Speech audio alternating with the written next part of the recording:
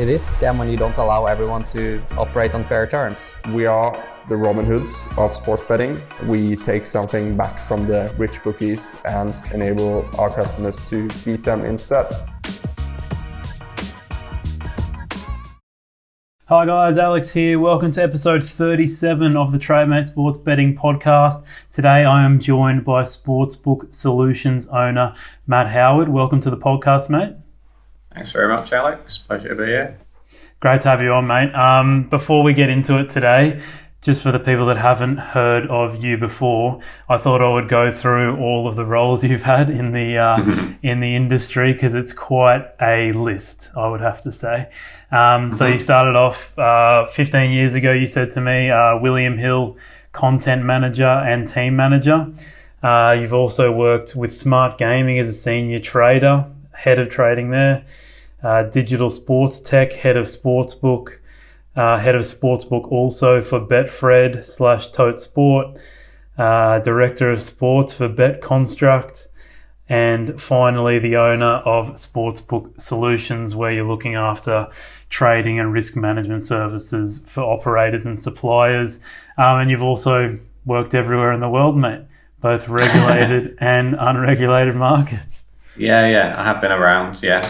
No, that's awesome. It's great to have you on. I mean, it's pretty rare that you get someone on that's been working in all these different types of businesses on what I like to call the other side of the fence, or what a lot of people like to call it in the gambling industry. So I thought we'd kick things off, mate, of just starting with stuff with William Hill. How did you get working for them? Were you studying like marketing or anything like that before you became a content manager with them?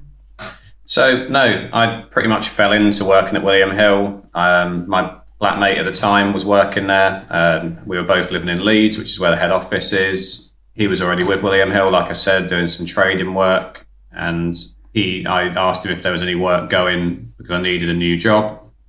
He asked around the office, and there was a content job going. So I interviewed for it. Not need any specific qualifications really, besides an interest in sport and being pretty organised, and got offered it, took it, did it for a couple of years. So you didn't need any background, any degrees or anything like that? No, to be honest, industry-wide, degrees are not, unless you're doing like the math side of betting or the technical side of website builds and stuff like that, degrees are not generally seen as hugely important. If you're a bright guy and you impress people and you've got one, then all the better, but it's not really a be all and end all to get in that way. Is it still like that nowadays? Yeah, lots of, like a lot of roles, I guess, in any industry now, they ask for preferred to have degrees, and sometimes preferred to have degrees in certain disciplines. So some companies will ask for a degree in maths to do trading, but provided you can get to the interview stage and that you can prove that you're fairly obsessed with sport, you understand the dynamics of what betting is, then it wouldn't hold you back to not have a degree. Interesting. And then, so what types of content were you trying to get out there? Is it from a William Hill side? Is it more educational, promotional? Is there any regulation around what you're allowed to produce?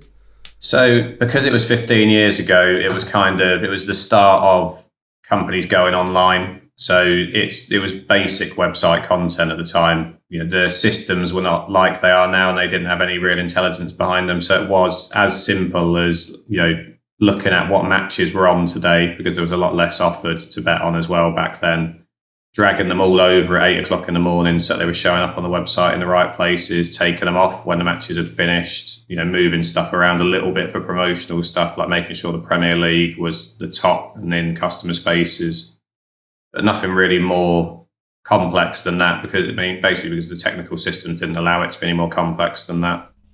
Yeah, okay. So you weren't trying to get any... It was more just like promotional stuff, trying to get people to go and bet during a Saturday, Sunday kind of thing.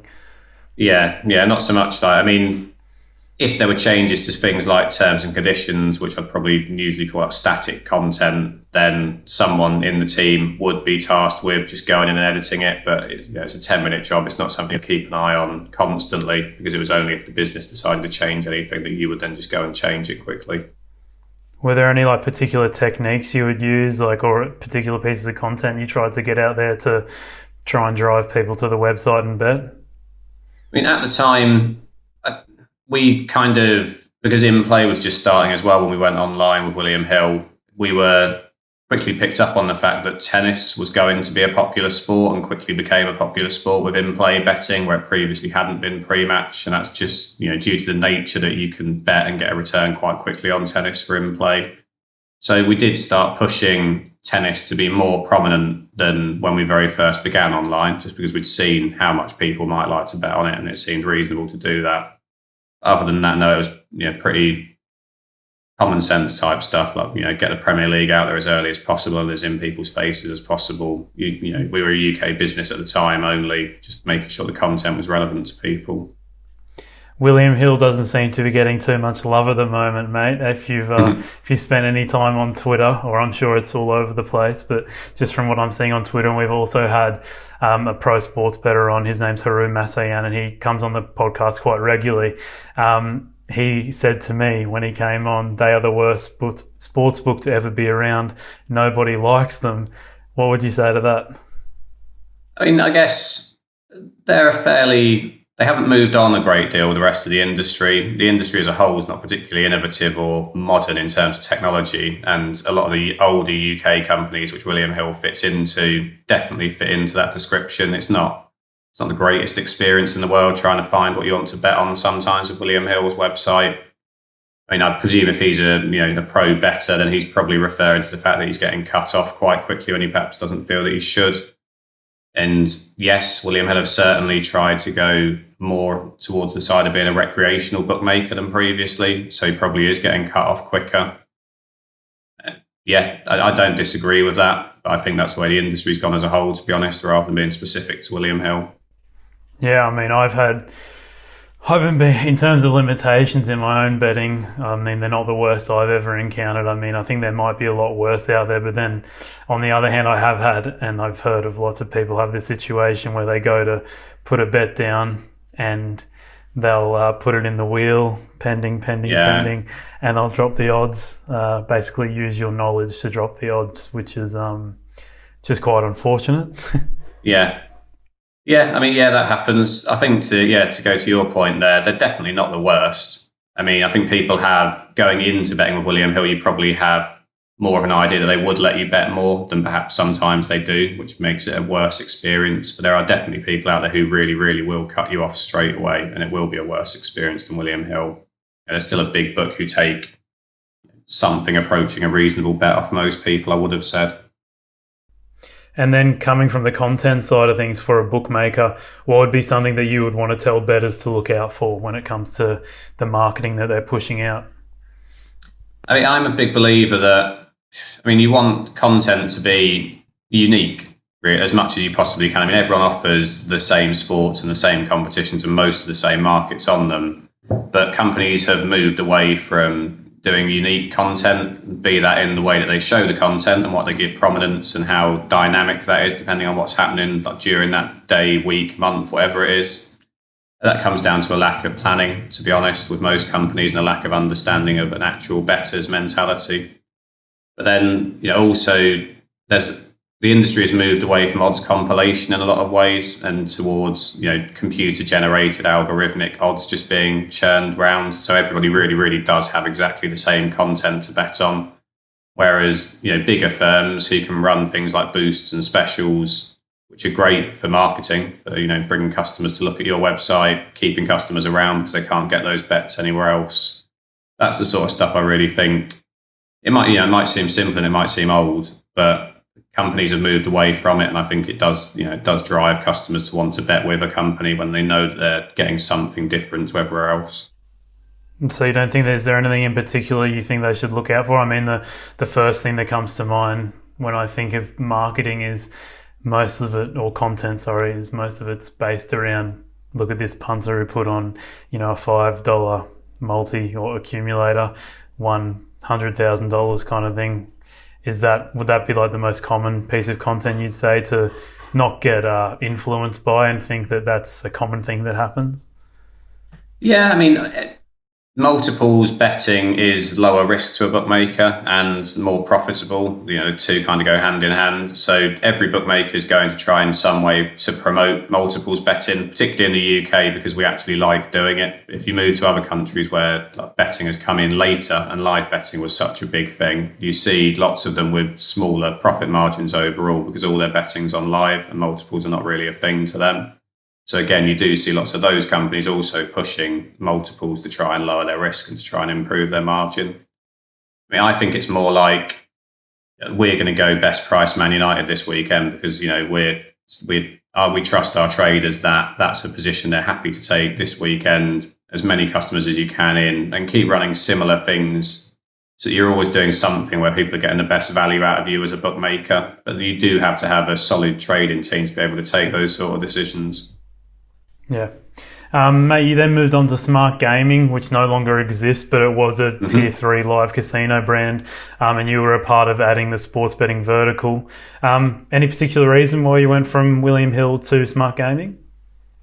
William Hill's a massive company, and content management was a way into the industry for me. And I looked at, I started to go and sit with the trading team, but there weren't any jobs going in the trading team at the time. But my mate was working up there, so I used to go and sit with the guys after my shift to see if I could pick up a few bits. And then hopefully if a job came up, I'd be kind of favoured for it.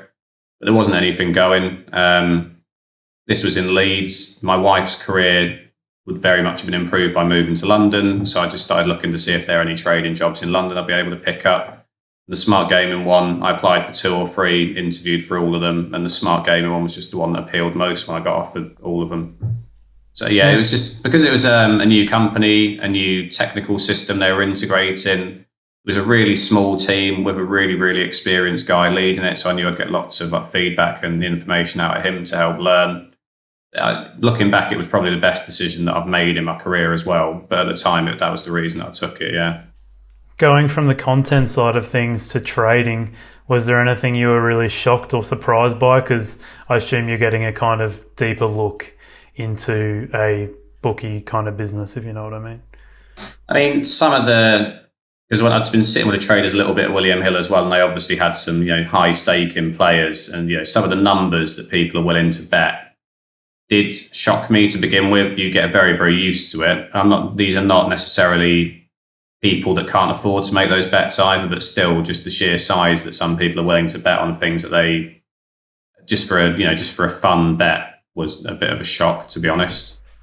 Because I assume those people aren't smart bettors. No, they're very much recreational bettors, just like, the man in the street is a recreational bettor as a fiver on a tenfold at a weekend. And I wouldn't, these were not necessarily bets that I felt uncomfortable at taking because I wondered how this money had come about. You could see that these people had the money to do that. It just shocked me a little bit that was what they chose to do with their money, to be honest. Yeah, so what are your day-to-day doings as a trader for Smart Gaming, sorry? So part of Smart Gaming was that there was only a team of 4 of us running the whole thing. And it was a startup business, so it's not like it was William Hill and we couldn't handle it either. But there was still content stuff. One of the reasons that I got the job was that they were using the same back-end system as William Hill, so I could jump straight in and understand how to move around it and see what was going on. But then we were taking bets from Turkish customers, not illegally, because Turkey is a black market, just Turkish customers in the UK was a target for the business, and particularly in London. So we were pricing up Turkish Super League stuff that at the time no one had available. And we are talking 10 years ago as well, so I think the maximum amount of markets you'd probably have had on a Premier League game at that time in England was 30. So we were then, pricing up another 30 or 40 markets for a Turkish Super League match to have the most markets available for anybody that wanted to bet on Turkish football. Why were you targeting them? Just because they were the business was owned by someone who was part Turkish, and he felt that there was a large Turkish community. Large enough for him to make it a profitable business for him anyway, which it was proven to be. He was right. And there was a large enough Turkish community who were not necessarily being catered for. They were football obsessed. So just concentrating on football for Turkey for them drove huge amounts of turnover into the business from that community for us. Yeah, okay. Mate, you then became head of sportsbook, which is quite a leap. It seems like you're making big leaps from here. Content manager to head of trading to head of sportsbook for both, well, I think it was digital sports tech first, and then you moved on to Betfred later. I assume you're probably doing different things for each bookmaker, but can you summarize kind of what your day-to-day doings are with both of those as a head of sportsbook? Sure. So digital sports tech was a complete startup business. So we weren't even live for the first few months of me going there. They were building like a player props odds feed type business. It was quite a convoluted business at the time. There was a number of different people who had a stake in the business, and all of them felt differently about how this would end up being a profitable business. Those of us that were in like the trading office and spoke directly to the people that put the money into the business always felt the odds feed was the way to go. But if you look at it now, 10 years later, they concentrated on the odds feed and have made a successful business out of it. But day to day, my tasks were helping them understand how to like technically build an odds feed, how to like plug algorithms into the product to generate odds. There was a little bit of a peer-to-peer idea as well. So I was managing a small team of traders who were like seeding markets. So putting money up so that someone could come in the other side and take bets. So it was actually, a viable peer-to-peer business. Kind of deciding on what sports we should concentrate on as well, because we had a very, very limited team and it was a startup as well. And then just generally feeding back into sort of senior management meetings as well about how I felt things were going, what direction I felt the business ought to go in, talking a little bit about how they might market the product when it was ready to go to market, although I did leave just prior to them first going to market with the product. But yeah, kind of planning for launch. And were you doing a similar thing for Betfred? No, that was definitely... So I took a sabbatical in between the two and then came back to the UK and located back to Manchester near my wife's family. There's not huge amounts of betting companies up this way, and Manchester in particular, it's only really Betfred, and I was fortunate enough to know a few guys there. So I went back in for the first few months just working in the trading team, doing like general sports, so weird and wonderful stuff like the Winter Olympics that nobody really wants to trade because it's pretty difficult stuff. Doing that for a few months. They bought or acquired the Totesport brand in the UK as well, and Fred hadn't really done much with it. And someone got wind of the fact that I'd been looking at websites and content and products and stuff before and said, would I take a look at it? And I'd give them a rundown of what I thought about it. Essentially told them it looked like crap and was just an awful product. So they then said, why don't you take over and make it better then? So the head of sportsbook role for Totesport was they were migrating from one technology system to another. So I had to handle all of that and plan to make sure that all the details they had on the previous system was taken over to the new one. They didn't have a mobile application, which obviously left them way behind in the market at the time. So we engaged with a mobile development company who built us out a mobile app as well. It was more involved as well with like the CRM, the customer retention management teams, the marketing teams in terms of what bonuses we would offer to new customers, new depositors, as well as just generally to players and around specific events. It was it was more heavy on product and marketing that role than it was trading, really. How did you want to market the product? My personal opinion with Totesport was that there's a tote business in the UK which exists at the race courses, and they have that sewn up. They are the only people that run the tote in the UK. So I would have just personally left that alone, maybe modernised the look and feel of it slightly, but kind of left it to do what it always did because it is doing what it always did. But I would have expanded personally the tote brand as like a non-UK brand, particularly because Betfred are already strong in the UK, and tried to trade off the tote name and the fact it's recognised worldwide with betting to look into new markets. I guess it wasn't really the way that Betfred wanted to go with it at the time, we didn't really. We moved it onto a new platform. We built the mobile application, so we improved the look and feel of it, but it never really got out from under Betfred. And as you might have seen, it's public news now that last year another group took the tote brand away from Fred. He was happy to sell it off. Yeah, so during both your roles as a head of sportsbook, would you say that you involved much with risk management at all? I mean, not with digital sports tech because, like I say, I was pre-launch, so there was nothing to be done for risk management. We never took a real bet. For Betfred, when I was doing the trading stuff for the first few months, yeah, very much like a modern trader's role is definitely trade and risk. So you are looking at all the bets that are coming in on the things that you're monitoring and deciding what to do about them. So yeah, I was heavily involved in risk with Betfred for the first few months.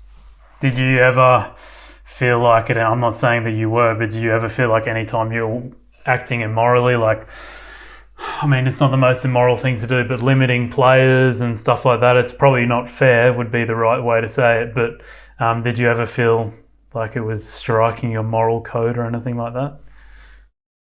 No, not necessarily. And I say that because I would, and I know this might not be the overriding public opinion of Betfred either, but personally, I think they're and always have been fairly happy to take a bet from people. They won't cut you down to pennies like some companies will. They'll still take a bet from you. You might not get how much you want as a punter, but you will get a bet. And, you know, with the greatest will in the world, where I will come down slightly on the side of bookmakers is that the bookmaker is offering, you know, reams and reams of events and competitions for punters to bet on. And I think there's a big difference between whether you can get a bet on the English Premier League, which the bookmaker should be able to confidently set odds for and offer you something, compared to, I don't know, the Malaysian third division of women's football, where, with the greatest respect, it's there so that a customer has something to bet on. And I don't think the bookmaker should have to take, you know, a significant bet on it if they don't feel comfortable doing that. I don't necessarily, like I said, I don't agree with companies limiting people to pennies. I think that's gone too far then.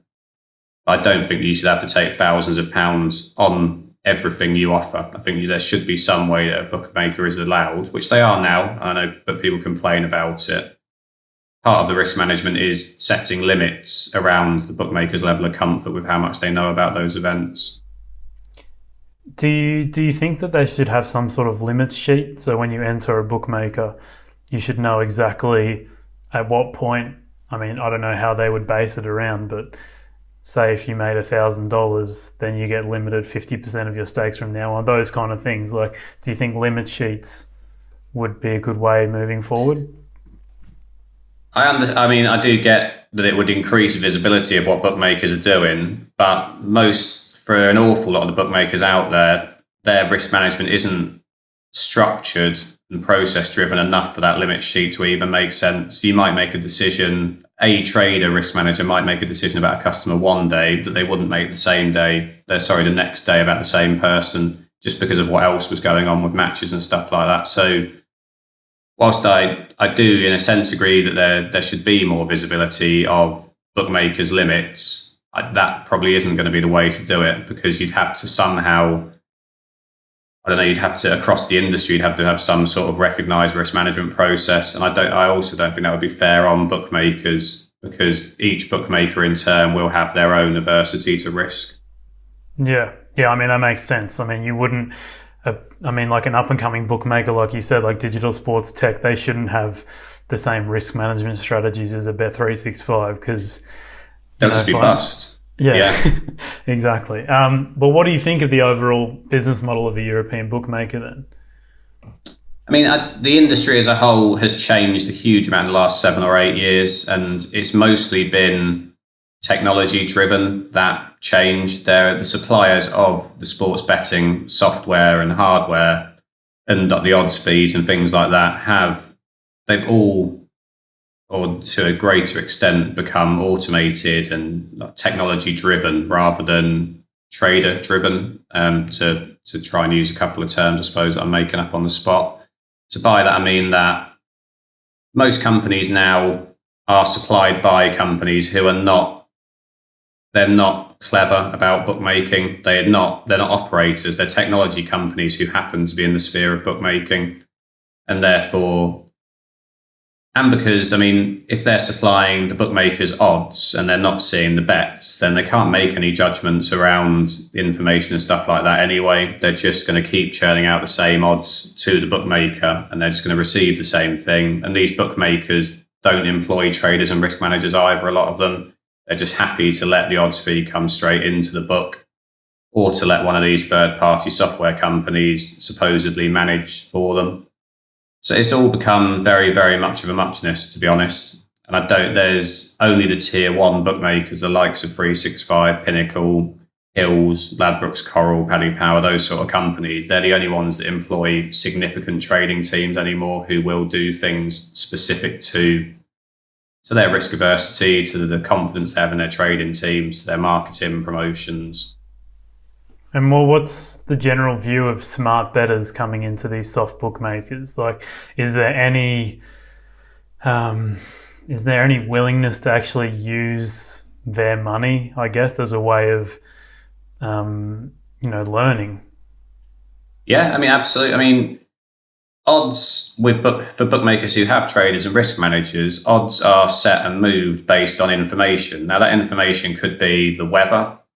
It could be that Zlatan Ibrahimovic has just been hit by a bus, or it could be that, Joe Bloggs is really, really ahead of the game on some basketball tournament in Greece. So, yeah, if he's betting on that tournament in Greece, I don't necessarily agree with the procedure that you immediately chop the odds the minute Joe Bloggs bets, but it should certainly promote your trading team to have a look at why Joe Bloggs is betting on something that he's very sharp on. To go back to an earlier point about bookmakers offering hundreds or if not thousands of competitions, you cannot have a trader who knows about all those competitions. You'd be employing a trading team of thousands yourself just to monitor those things. So yeah, part of the information, especially around lesser levels of competition, is going to be customers themselves. Those bookmakers you talked about, the lesser known ones, not the big ones that are not able to employ, or maybe they just have chosen not to employ traders, how do they eliminate their risk essentially? I mean, they don't in a lot of ways. They will hand over to whichever company is supplying them and claims that they're doing it for them. And there will be a level of that being done by their suppliers, but depending on how much you pay is relative to the quality you're going to get managing your book the other end. If you look at figures from 10 years ago compared to now, most bookmakers' overall profit margins have gone down. And I would suggest that is because industry skill in odds compilation and trading has been moved out of the industry. Yeah, okay. And then yourself, mate, like those bookmakers that you worked for, Betfred especially, what were some of the ways that you eliminated risk other than your obvious ones like limitations? I mean, if it's a ridiculously minor competition that we know that we don't really know anything about, I'm speaking very generally here. I can't honestly remember if we did this at Betfred or not at the time, but potentially we did. If we don't know anything about the Malaysian third division of football and the only money we're taking on it is, I don't know, let's term it bad money, because it's not money from recreational bettors that long term we'd make a profit from, then it might just be as simple as removing it, because 99.9% of our bettors are not interested in the Malaysian third division. It's not profitable for us as a business, so why offer it? It's quite a severe position to take, and most bookmakers, to be honest, rarely remove entire competitions from betting. But that would be an option. You could move the odds so that they were less attractive to the public all round, and increase the potential hold that you're going to have, and do it that way, and you'll eliminate some of your risk that way. If you're still getting beaten, then you start looking at that last option of removal entirely. But it's just around manipulation, really, of what you can manipulate. So the odds themselves, the limits you set on those events, the margins you set on those events, and then finally, if it's really bad and it's an option, then potentially just removing entire bits of content from your website. How do you trade out liability? Is it placing bets within your own bookmaker or placing bets outside of your bookmaker with another bookmaker? Depends on the liability. I mean, I would like to think as a bookmaker, I know what the odds should be for Real Madrid, and I'm confident in what I put out on the website as the odds on Real Madrid. But I also know that everyone's going to bet on Real Madrid every weekend because Real Madrid are going to win. 20 times out of 21, Real Madrid are going to win a match. So you're going to have a huge liability on Real Madrid.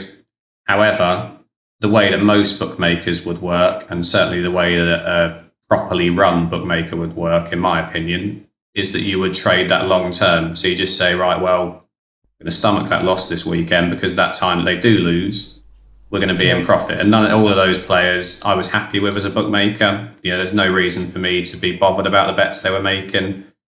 Because if you try and hedge off something like that, then by the time you win, you're not going to win as much. And so long as you're comfortable with going for a while in that direction, which all major bookmakers ought to be, then the trading off a liability won't happen. On something more minor, you might try and just bring bets in on the other side to balance it out, knowing that you'll chop off a little bit of your expected margin by doing so because you're going to unbalance it slightly. But you might do it that way. You might just place bets with other bookmakers on the other side of the bet. It's a really simple way of doing it. Betfair as well on the exchange. You might get some money on there. And then I imagine private betting does happen. I've not been privy to it, but I don't doubt it does happen somewhere. If you really want to sell off some of your liability, someone somewhere will probably take it. Okay, and how would you go about detecting smart players? Is there, obviously the profit and loss is the most obvious place to go, but I have heard of, our own customers who have been limited after only maybe a day of trading, and they've actually ended up in a loss with that bookmaker. So what I was going to say was that as you move up in sophistication of trading teams, like the lowest sophistication is that they are just going to look at profit and loss, and there'll be a few more things that you look at, but they're basically just going to be interested in people who are winning, and then they'll have a very basic look at why they think they're winning and make a decision based on that. The higher echelons of trading teams and sophistication of trading, profit and loss, to me is a clue, and it's a minor clue as to whether that player is going to beat me long term or not. What I really want to know is, how did the odds change after he made the bet, basically? Did they go in his favour or not? It's, pretty much boils down to that point. You can get very sophisticated about how you measure it, but it does eventually boil down to that. If that player is constantly ahead of where the odds are going to move next, then he is going to beat you at some time in the future. Is there any looking beyond that at why is that person beating maybe he's only done it once or twice? Yeah, definitely. If you're a sophisticated bookmaker with a sizable enough team, then you're going to want to understand, besides just understanding that player is going to be, you do want to understand why, because it's a weakness in your system that someone's found a gap in. How you then manage that very much depends on how much they're beating you by, why they're beating you, what the place is that they're beating you. Do you care enough about it in reality, or will you just accept that your limits are pretty low on that? You'll make a small loss against it long term, but the cost of improving maybe your algorithm is just not viable compared to the small loss you might make. Well, that's what I was going to say, because you mentioned looking at someone who has a successful strategy, and trying to learn from them. But from my experience, mate, it doesn't seem like there's much learning and then implementing on the bookmaker side. It's not like they're looking at someone who's, making money off them and learning from them and then changing their algorithm. Like you said, it more so seems like they're beating us. Maybe, like you said, maybe they do go into it and have a look at why they're beating us. But it seems like the solution most of the time is just limit instead of changing the algorithm. I think that's probably correct for most of the industry, and it comes back to the point I was touching on, that a lot of companies are now all supplied by the very same suppliers, and they don't want to do it in-house, because in managing stuff like that in-house is it's difficult, because you have to understand how, who the people are that you need to get in to manage things. If you want to start employing mathematicians and doing your own algorithms, that's a hell of an undertaking, to be honest. If you want to have a huge trading team, that's great, but you have to balance that out against how much money you're going to make off having that huge trading team. Someone's got to manage that trading team and make business decisions around why you're trading things the way you are. And to a lot of companies now, that doesn't really appeal. There are suppliers out there who will tell you they do all this for you, and everyone therefore gets the same thing. And companies just are not interested because they don't really know how to go about setting up a full bookmaking operation. There hasn't really been that many companies that have sprung up in the last 10 years out of nowhere and run a successful large betting operation. It tends to have been the ones that were there beforehand who've just expanded. How much do you adjust the prices based on your models, or at least when you were a bookmaker or worked with a sportsbook, versus players' money? Personally, again, when I was a trader, it was a while ago. The last time I was fully trader was probably 7 or 8 years ago. And the companies I worked for were always happy that where we were manipulating prices, it was because they trusted us as traders, or if I was the manager of the traders, it was because I trusted my traders to take positions and stand prices. So I wasn't looking particularly to get them to manipulate other odds. I would rather they concentrated on the things where we were trying to generate turnover, or we already knew we were generating turnover, and just setting odds that we were comfortable with rather than reacting to money. Again, money is a clue, to go back to an earlier point as to where your odds sit in general with the market, but very rarely on anything major does money really matter. You should be solid enough in your odds, which is the business model someone like Pinnacle has, that you'll just take bets on it. For minor things, yes, if someone's trying to get £1,000 on that Malaysian third division soccer, I'd like to know why, because that's just, it's not a normal bet. Good, bad, whatever. It's not a normal bet for anybody to have. So I'd expect somebody in my trading team to pick up on that and check why. And as a director of a sportsbook, is there a way, other than profit and loss, I assume you look at a lot more metrics to gauge your success? Do you look at, off the top of my head, I would assume you look at things like how you react to market changes, or how your price compares to maybe the sharper bookmakers? Yeah, definitely. Again, it depends on the level of bookmaker and the staff that you've got. But yeah, as a director of trade or a director of sportsbook, you would be trying to, you're going to set a business level of risk aversity that you're comfortable with. And then you want to know that you're fitting into that. So, I mentioned Pinnacle. Pinnacle are driving really, really low margins, huge turnover. To an extent, they'll stand any bet on the sports that they're offering and the events they're offering. So you might benchmark Pinnacle and say, they are sharper than us. But we still want to be, around and about Pinnacle. We want to be tracking against Pinnacle, but with our own risk aversity plugged into that. So yeah, you're going to look at, like any business, you'll have competitors, and you'll identify your competitors and you'll benchmark against them and see where you fit into them. But I would suggest that an awful lot of, once you get up to that director level as well, a lot of it is like the success of acquiring new customers, retaining those customers. Those sort of things also become hugely important as to the growth strategy and retention strategy of your business, rather than the trading. All three things play an equal part once you get to that level of the business.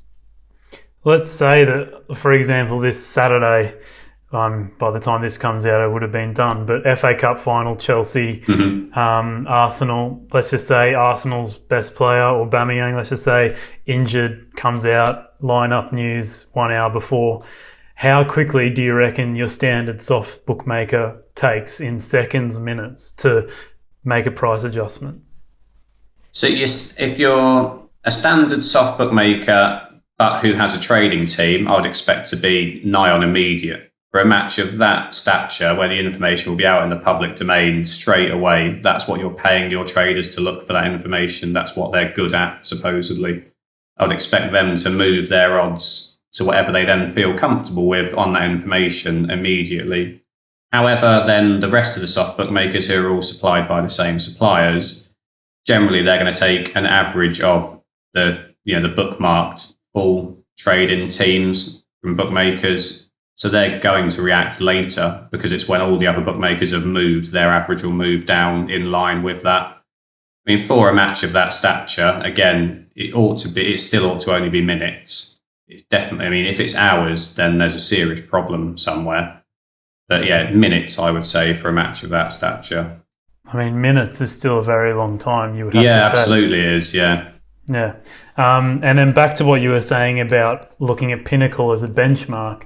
Are your traders, or I mean, you didn't have any traders, but would traders, do you think, be looking at like the live odds of Pinnacle, seeing where they're moving whilst an hour or two before a match? Yeah, definitely.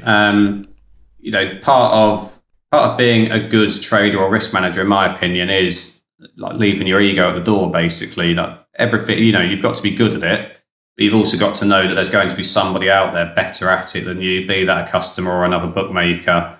And to be honest, if you're in betting and you're not working for Pinnacle, there probably is someone out there better than you at trading because they're working for Pinnacle. So yeah, you absolutely will look at what Pinnacle are doing with their odds. Like I say, Pinnacle have got a different business model to most bookmakers because they will take on sharps and they will push their odds to the highest normally in the industry because they're happy to take that action. So you'd look at Pinnacle, but you'd probably also be paying close attention to your direct competitors to see where you fit on when you're competing for those customers that are betting with them. Yeah. Mate, you moved on after that to Director of Sports with BetConstruct, which is a B2B sports betting platform. You're responsible for a range of things: trading, risk management, sports product, and you also helped a lot with the business development. Mate, you've clearly had success with sportsbooks over time. You said to me that you grew from maybe having 10 operator clients in Eastern Europe to being arguably the world's biggest B2B sports betting platform with over 150 operator clients when you left. What do you think is the main thing you bring to a sportsbook that makes them so successful? Pump your tyres a bit, mate. Yeah. I think something that I do generally not see in the industry all that much anymore, which is what I'm touching on again with like technology companies now coming into betting, is that I understand the operation of running a profitable bookmaker because I've been operator side at profitable, successful tier one bookmaking operations and startups that have grown to be profitable operations. But I also understand what a customer wants, which is sadly lacking across quite a lot of the industry these days. There are not many people who are punters who work for bookmakers particularly in areas like product. And you see a lot of like mobile apps and websites now where it's difficult to find the bet you want. Even if you want to bet on the Premier League, it takes you a couple of minutes to work out where on earth it is on those sites. And there's too many competitors out there in the world who are good at this stuff that you're just never going to do business like that. With BetConstruct, because we were running so many operators, another skill I think that I brought to that was that I could make business decisions based on, by taking like ego and feeling out of it and just what's best for business. If you're running 150 operators, you aren't going to please everybody. You're just not, and you can't run them all at an individual level. And that's not what the company wanted to offer or told people they offered. They're going to get, you'll pay for a service, and that service is that we will manage your bookmaking business, but we're not going to go in and give you like 7 or 8 trading staff individually. That's not the business that they're running. So it's making decisions based on what's best for the most possible operators. And that might mean that short term, somebody's not getting the absolute best service they could, but long term, everybody's going to make profit because you're making the best business decision for all of them at that time. Cool. Mate, what I might do quickly is take a quick break and then we'll come back with the second part. We'll go through Sportsbook Solutions, your work nowadays, and then also just some more general questions in the gambling industry. Be back soon. Cool. Yeah, all right. All right, we are back. Mate, you work with Sportsbook Solutions now. You are the owner of Sportsbook Solutions. Can you go into a bit more detail about the risk management strategies that you offer sportsbooks with your company? Yeah, of course. We're a company, we're a small company to begin, and there's 2 of us that are directors, and we variously scale up and down the team amongst our network of ex-traders and risk managers as we have clients that need them. What we offer tends to be a scaled risk management solution depending on what our clients can afford as well. So, you might be a small or startup operator and you just want somebody to overlook your business for I mean, because somebody's overlooking your business, but also for peace of mind that somebody's having an individual look at what your business is doing and making some judgment about it. So we might just run you a suite of reports and, you know, assess what we think is happening to your business and why, and maybe make some suggestions, maybe even take some actions depending on what the contract is. But then we could also, and have done in the past, you know, support major businesses by outsourcing, I don't know, like a tier one bookmaker who previously hasn't offered a sport or wants to move into a new market where a sport that they've got no real concept of is like a prominent sport. Then you could outsource trading of that sport to us, and we would find you traders that we know are already good at it, and we would manage them because we also understand how to manage that sport and make decisions on that sport. So it's all things to all people, to be honest. There's no specific strategies beyond that. We will discuss with each business what their predominance to risk is, and then work a strategy out based on that. There isn't some like overarching business decision that we always take for everybody. Are you offering alternative ways to limiting players? Not really. I would suggest, to go back to an earlier point again, that we only employ sophisticated levels of trading staff to work for us and for these companies. So we're going to be looking at, you know, when you talked earlier about profit and loss, and me then saying that I only think of profit and loss as a clue as to whether a customer's going to be profitable or not profitable for a business. I wouldn't tolerate anyone that worked for me telling me that they had stopped someone betting because they won from them last week. That's not a good enough reason in any shape or form for me. So I'm going to want them to explain to me why they think it's time that, because of whatever strategy that business has, that perhaps we look at limiting that player. And I want to know why, basically. And I want to know whether we could do something after that to learn from how they were able to expose us as well as limiting us. So say like I start off at a bookmaker this weekend, and you can see that consistently I'm beating the closing line of whatever, and from then on, would you say that, or I'm going to give this guy another week, or is it like he's done it to me 5 times now, he's done it to me 10 times now, I think that's enough? Is there like an actual like level where you go, all right, he's done it enough to me now, even if he's not profiting? I mean, I guess it depends on the individual client's business strategy. Because we're only doing what our clients want us to do, and if they come to us and say, like, we're extremely soft and recreational, and we see that after 5 or 10 bets that a customer is, they've found a gap, and that's all they're betting on. They're concentrating on that gap in whatever our offering is, and they've found a way to make a profit out of it.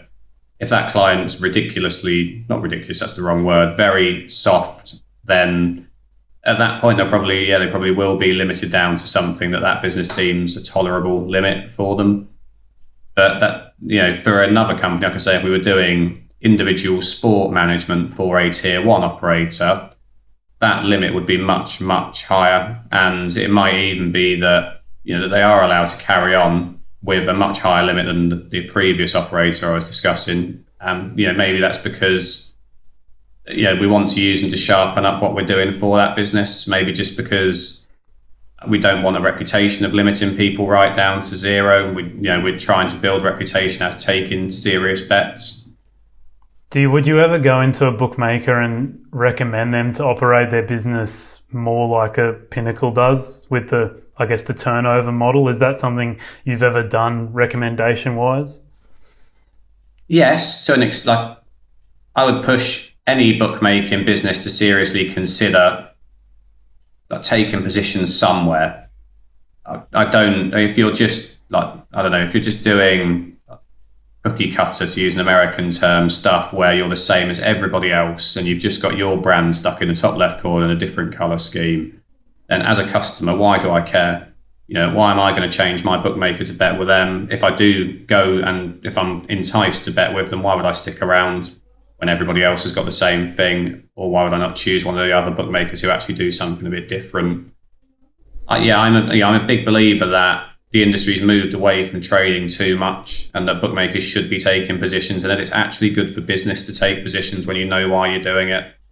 But, you'll drive more profit that way. If you've got good traders who you back to be sharper than the punters, then you're going to do good turnover and you're going to make good profit from it. That's sensible business to me.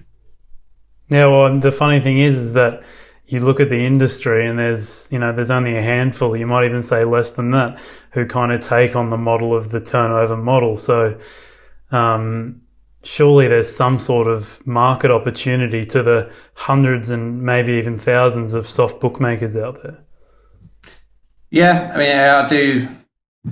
I think opening up in the US and being able to sports bet in the US has seen a bit of a sea change in the industry as well. Like the previous 5 or 6 years before that, the way that the industry was moving was that there were loads and loads of small bookmakers opening up worldwide, every region going, and they didn't, they had small funds to start with. That made them very risk averse. They didn't necessarily understand bookmaking because it was the first time they'd been involved in it, and therefore they didn't want to do anything in-house, like I was touching on before. However, the US is a completely different animal. There are major investment firms willing to back bookmakers from start. There are huge casino companies who've always been able to operate in the US who have now got significant funds to put behind sports betting as well. So I think you are going to see a slight dynamic shift back towards trading being important, and it will be driven by the US. I think how much that actually changes things to anyone who's not in the US, it'd be difficult to speculate at the moment. I'd hope it would have some sort of leakage into other markets, but it might not. Other markets might just stay exactly as they are now. Yeah, okay. And how are sports books going at the moment generally? Because I think it's quite an interesting topic of debate, because from sitting on the couch, it seems like, of course they're struggling at the moment because, there's just a lack of sports on, and there's been times where there's been absolutely no sports on at all. But then on the other hand, having spoken to Odds Compiler a couple episodes ago, Jeevan J. Radnam, he made a great point. It's like people are staying at home, people have got more disposable income. So maybe the betting industry is booming at the moment. What's been your experience with sports books at the moment? I think it depends on the size of bookmaker. Like a tier 1 operator with huge turnover prior, and like other verticals for customers to bet on as well, like casino and live casino and virtual sports and things like that, they'll see a drop off undoubtedly on their overall betting because there just is less sport to bet on. But it's not going to be significant enough for them to be in any sort of trouble, and it'll be something they can weather. And even with the limited sport that's restarted now, particularly because a lot of it's horse racing and soccer for the UK and Europe, most of them are probably back up to pre-COVID levels already, because 90% of their revenue was driven through those sports anyway. So I think like the tier 1s and the tier 2s, the biggest operators in the world, are probably going to be absolutely fine. They'll weather it. It'll be a slight turn down, but they'll cope. And like you were saying, Jeevan was mentioning to you before, there'll be some bookmakers who've absolutely also seen that turnover's gone up because people are bored.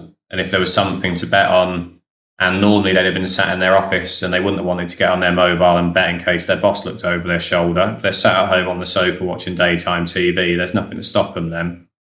So yeah, you wouldn't have. But then on the other hand, when we go to like the thousands of tiny bookmakers that operate now, who are all very much of a muchness, a lot of them have already gone out of business because they're small businesses. They might be betting businesses, and people think of betting businesses as being big businesses, but a lot of them pay the bills for 3 or 4 staff, and 2 months without sport, that's too much for them. So they're gone. A lot of them, will be debating whether they can come back properly, whether they've got the funds to start trying to get those customers to re-engage with them again that have dropped off. And they'll probably go away as well. And then you'll see other companies acquiring smaller firms and who have got the funds to speak to their database of players, where the original company just decided that they just didn't want to do that all over again. So I guess it depends on the scale of bookmaker to begin with. Yeah, okay. And mate, you've worked all over the world in the gambling industry.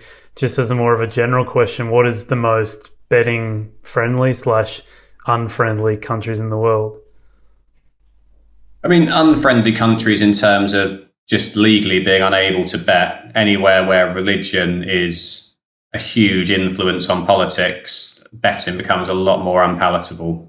At the moment, I'm struggling to think of any Muslim countries that allow legal betting at all. A lot of the reason that America was against sports betting for so long was basically the Christian influence on their politics. Christians, for whatever reason, decided a long time ago that casinos might have been okay, but sports betting wasn't.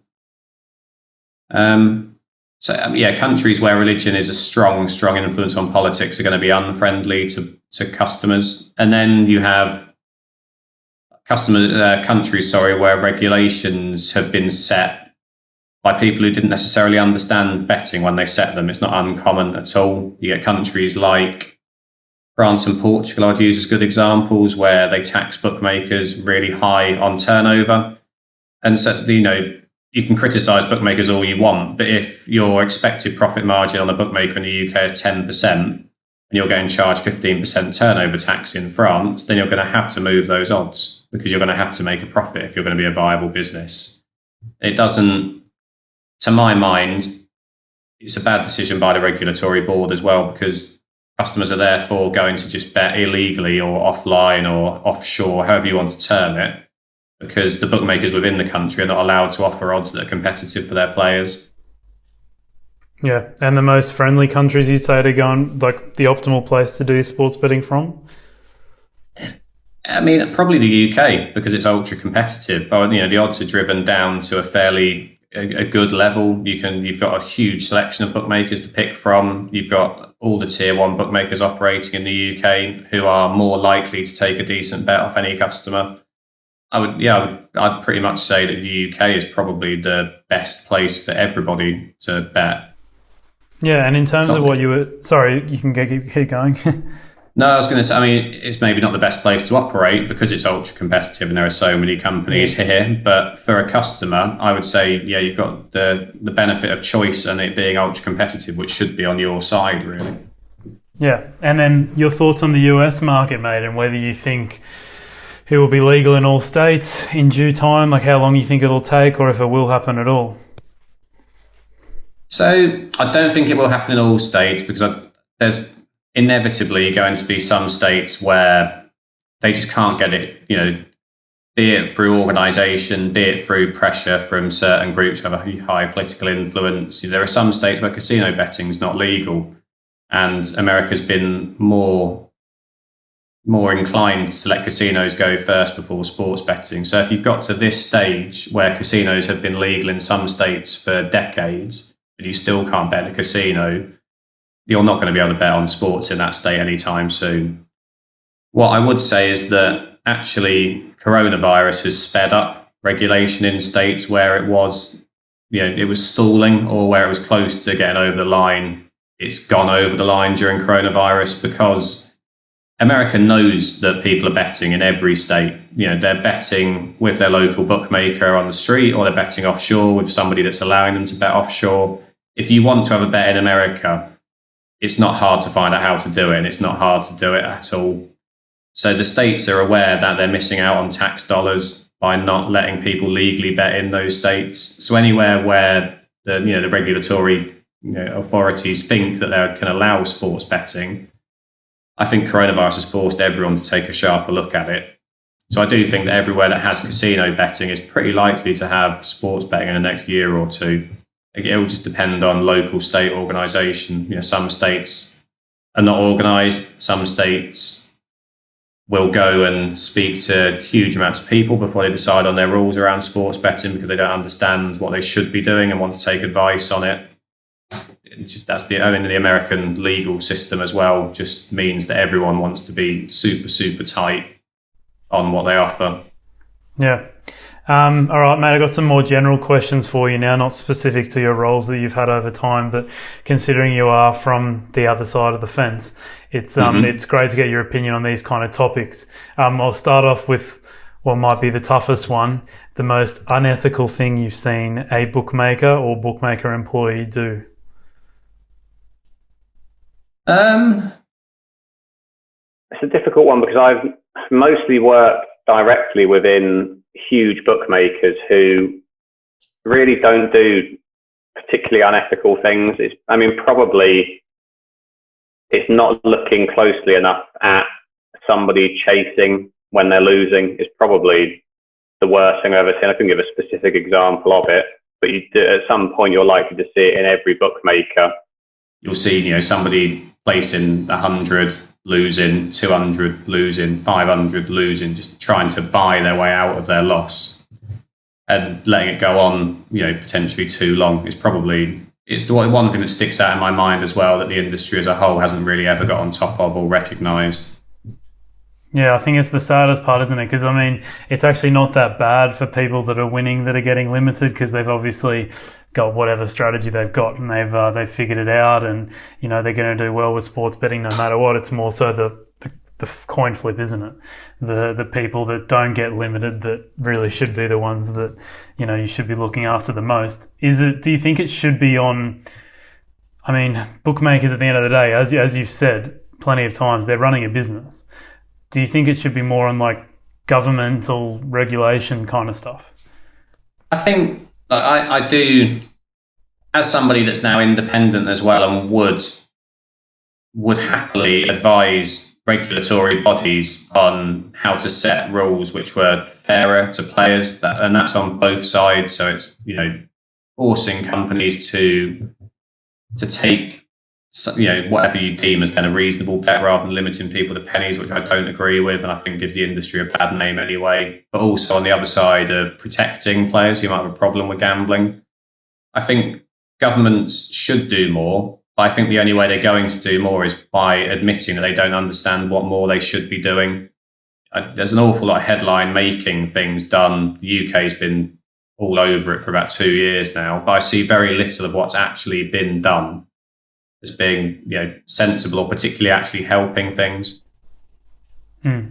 One thing that you'd like to see change in the gambling industry? So as a person who works in the gambling industry and is focused on the industry being better, but not in terms of protecting people better, just better, I would like to see more technological innovation brought into gambling, be that from other areas or just within gambling itself. I don't think gambling's moved forward massively from when it first went online, beyond that they offer betting on more things. I think there's loads of stuff you could do which would be a much, much better customer experience.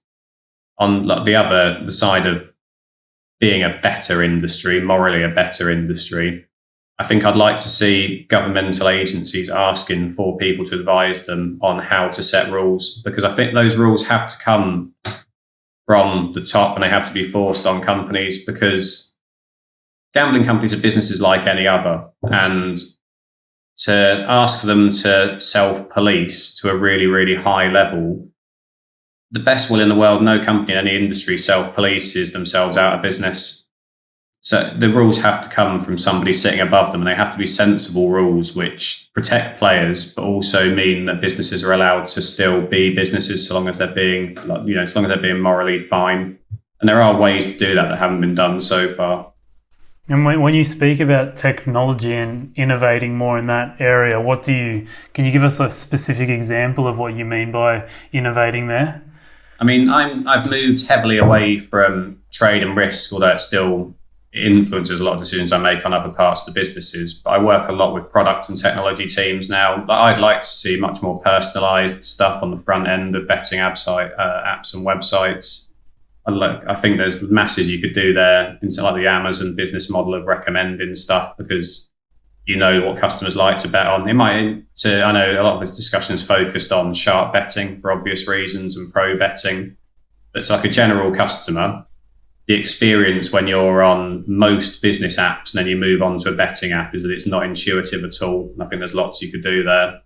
On the trade and risk side, I think there are definite advances that the industry can make into AI and ML, but those things will still need to be driven to begin with by people that know what they're doing, which is, when I was touching before on technology companies coming to the industry and forcing out people who understood bookmaking. There's going to be a trade-off there where there's less and less people who understand how those models should even begin before AI and ML takes over. So I'm not hugely confident those things will progress brilliantly, but they should. Yeah, you mentioned AI. Then where do you see the industry in 5 years? Do you think much will change? No, not in 5 years. I genuinely couldn't tell you of a single company in betting at the moment that uses AI. A lot of them might mention that they do, but their definition of AI is not the technology definition of AI. How long do you think those kind of measures come in? Probably, I'd imagine companies definitely will be looking at the building blocks of it within 5 years. And companies like Bet365 will probably drive that because they're a bookmaker who invests heavily in technology. And I would be incredibly surprised if there's not someone in their R&D now looking at how they should start that process. Like to the industry at large, I don't think you're going to see successful AI and ML for about a decade. Okay. Just because they're not making decisions now necessarily which make sense to a customer. And my fear with AI and ML is that if you start it off down a road where you're already not making brilliant decisions, all it will do is take those decisions to a worse level because it's begun by making bad decisions. It will just start making them even worse because the reasoning behind it's not right. And from your perspective, mate, on the other side of the fence, do you think what would you say is like the best advice you give to people who want to make a long-term profit from betting? I mean, it's probably discipline is always going to be the main thing for someone on the other side of the fence. I know lots of people who can make money betting. However, they also are gamblers, and everything they make, they then go and recreationally put on something else, which is, it's their money. They do what they want. If you want to make a long-term profit from it, it ain't going to be fun. You're running your own. It's your business making a profit out of gambling. So you need to find your niche. Preferably, it's on something more major where you'll get a sizable bet on, and you'll be allowed to get a sizable bet on long term, and push it. Stay on top of it. Whatever it is that you found out, be the expert on it. Keep looking at it. You say that companies don't seem to update their stuff, and they don't, but some companies will, and then they might hack out whatever niche it is that you've got. So you've got to keep ahead of the game, but you're in a good position to keep ahead of the game as one person, because if you're focused on one thing and a bookmaker's offering 10,000 events, then you're ahead of the bookmaker already if you concentrate. Yeah, I mean, and from what you said on the fact that it's hard to get the limit to place a bet when the limits are so low. I guess the people that know what they're doing are probably not betting with those kind of bookmakers that aren't learning from their mistakes, I guess. Yeah, I mean, we talked about Pinnacle. As long as Pinnacle are offering betting on it, because they don't offer betting on everything because that's their business model, is they offer betting on things they're confident on. If it's on Pinnacle, they're going to stand you a decent bet. It's going to be hard to beat Pinnacle because they're paying good money to employ people to do the odds for them. But if you can, then you're going to last longer and go better with Pinnacle than you will anywhere else at the moment. Yeah. Most common mistake you see from bettors? The lack of discipline. It's just being unable to manage yourself and your bank. Simple as that, really. Yeah. Okay. You've probably met lots of professional sports bettors over the years, I'm guessing. Just as a final question, is there a trait you think that successful bettors all possess, I guess? I know I'm just repeating myself, but it is that being disciplined factor. It's accepting that if that is what you're going to do and you want to drive a profit out of it, you've got to be willing to commit time to it. So a lot of professional bettors I know work unsociable hours to bet, but you've got to do that. If that's, if you've found your spot and it's unsociable hours to get it, then you've got to be working those unsociable hours. And it's a job like any other. If that's your shift overnight, betting US women's tennis when the tour's over there, and that's your shift and you've got to stick to it. You can't, if you go down the pub, then you've got to accept that you're not getting paid that day. Or if you've got a position that you want to trade out of later, you're going to miss it, and you're going to stand the loss there. So yeah, it's being disciplined and being committed to it. It's the same as a bookmaker is going to make long-term profit and short-term losses. you're effectively being a bookmaker by putting those bets down yourself. So you've got to accept that sometimes you'll make losses. You've got to understand why you made those losses, and you've got to be able to tolerate those losses without trying to chase them up as well. Just stick to whatever your strategy is, safe in the knowledge that long term it's going to be profitable for you. Yeah, I think it's the funniest part about the whole pro sports bettors vibe, isn't it? That it's kind of, from the outside, it seems like the most brilliant, glamorous job you could ever think of. And it's actually quite the opposite, having spent a bit of time living with pro sports bettors and generally conversing with them on a day-to-day basis. It's not the glamorous life that people think it is. No, I've known a lot of traders who've left the industry to go pro and have then returned to the industry because they just can't hack the unsociable nature of it. It's not because they weren't making money out of it. They can make good money out of it, but they'll sometimes come back to a lesser salary because either they couldn't handle the ups and downs or they just couldn't handle the lack of sociability to it. Yeah, it's not Monday to Friday, 9 till 5, is it? No, not at all. Not at all. All right, mate, that's all I've got for you today. Is there anything you wanted to promote yourself or anywhere people can follow you, Sportsbook Solutions, anything like that? No, we're a business essentially, and we're not really into social media or stuff like that. So aside from on LinkedIn, if anyone ever wants to reach out to me, you'll find me very easily on LinkedIn. Both myself and my Sportsbook Solutions page are open to people getting in touch. So yeah, I just encourage people to do it that way. No, it's been a pleasure having you on, mate. Thanks for your time, and it's invaluable information that you've given out today, considering your positions that you've had in the betting industry. But yeah, thanks everyone for listening. We'll be back later this week, with a preview of the Champions League, which returns on Friday night. Other than that, make sure to do a quick rate and review of the podcast and subscribe to us wherever you listen to our podcast. And if you are looking to implement some of the strategies we talk about weekly, or more so the value betting ones at least, make sure you start a free week trial of the Trademate Sports value betting software.